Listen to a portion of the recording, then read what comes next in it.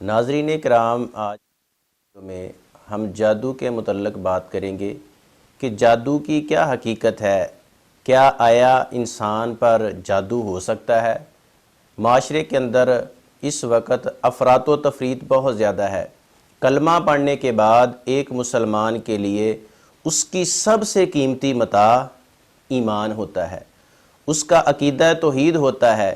اس وقت معاشرے کے اندر ایک دوسرے کے ساتھ حسد، نفرت، بغض، عداوت اس قدر عام ہو گیا ہے کہ کوئی کسی کی ترقی کو دیکھ کر برداشت نہیں کر پاتا، کسی کی تعلیم کو دیکھ کر، کسی کو اللہ نے اچھا عہدہ دے دیا ہے، مال و دولت سے نواز دیا ہے، کسی کے اندر کوئی کوالٹی ہے، کوئی خوبی ہے، کوئی اچھی ڈگری حاصل کر گیا ہے، تو لوگ اس کو سڑک پر لانا چاہتے ہیں، سادہ لفظوں کے اندر، عام لفظوں کے اندر، کہ اس کو معاشرے کے اندر ترقی کرتے ہوئے دیکھنا گوارا نہیں کرتے، پسند نہیں کرتے۔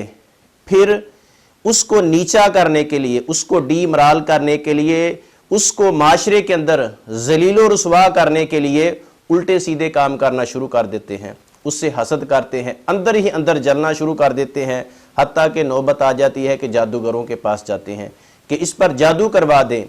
جادو عربی زبان کا اندر اس کو سحر کہتے ہیں، انگلش میں اس کو میجک کہتے ہیں۔ امام ابن عائشہ رحمہ اللہ فرماتے ہیں کہ عرب جادو کو جادو اس لیے کہتے ہیں کہ وہ صحت کو بیماری میں کنورٹ کر دیتا ہے، تبدیل کر دیتا ہے۔ اسی طرح امام ابن اسیر رحمہ اللہ النہایہ فی غریب الحدیث والاثر میں لکھتے ہیں کہ اہل علم کے مطابق جادو کسی چیز کو اس کی حقیقت سے پھیر دینے کا نام ہے، یعنی جادو کسی چیز کی حقیقت کو تبدیل کر دیتا ہے، اس کو چینج کر دیتا ہے۔ امام ابن قدامہ شامی رحمہ اللہ لکھتے ہیں کہ جادو ایسی گروہ، دم اور منتر کا نام ہے، کلمات کا نام ہے، جنہیں یا بولا جاتا ہے، پڑھا جاتا ہے یا لکھا جاتا ہے۔ اس کے ذریعے سے انسان خامد اور بیوی کے درمیان اس کی محبت کو نفرت کے اندر تبدیل کیا جا سکتا ہے۔ اسی طرح ایک دوسرے کے ساتھ لڑائی جھگڑا پیدا کیا جا سکتا ہے۔ اس طرح کے بہت سارے معاملات کو الجھا دیا جاتا ہے جادو کی ذریعے سے۔ لیکن یاد رکھیں کہ جادو اللہ کے حکم سے ہوتا ہے۔ اگر اللہ کا اذن ہوگا، اللہ کی اجازت ہوگی، تو انسان کے دل و دماغ پر جادو اثر کرے گا، اور اگر اللہ کو منظور نہیں ہے تو پھر انسان کا ایک بال بھی کوئی ہلا نہیں سکتا، انسان کو کچھ نہیں کہہ سکتا۔ اس کے بارے میں احادیث کی کتابوں کے اندر، تفاسیر کی کتابوں کے اندر، تاریخ کی کتابوں کے اندر یہ واقعات درج ہیں کہ جن لوگوں کے اوپر جادو ہوا اور جادو کرنے کے پیچھے وجہ کیا تھی؟ حسد تھا، بغض تھا، نفرت تھی، عداوت تھی، ایک دوسرے کو دیکھنا برداشت نہیں کرتے تھے، پسند نہیں کرتے تھے، جس کی وجہ سے وہ پھر ان کفریہ اور شرکیہ کاموں پہ اوپر اتر آتے ہیں۔